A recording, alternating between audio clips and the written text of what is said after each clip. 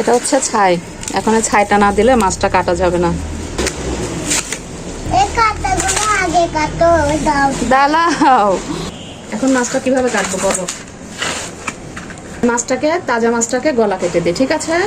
গলা কেটে দিলে আলু বিনলে। হ্যাঁ, আর নড়বে না গলা কেটে দিলে। বিসমিল্লাহ। দেখছো, গলা কেটে দিয়েছি, এখন আর মাছটা আর নড়বে না।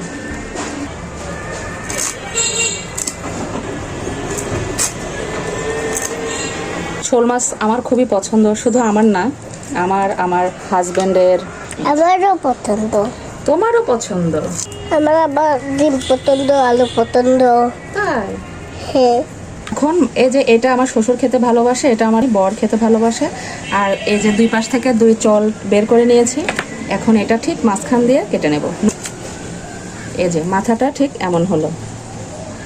আমরা এই শোল মাছটা এভাবে কাটি। আর এই যে এটাকে বলে হচ্ছে ফুল, এই ফুলটা ঠিক এভাবে কেটে নেব। এই যে এটা খুব সুস্বাদু, এটার মধ্যে দিয়ে ফেলে দেব।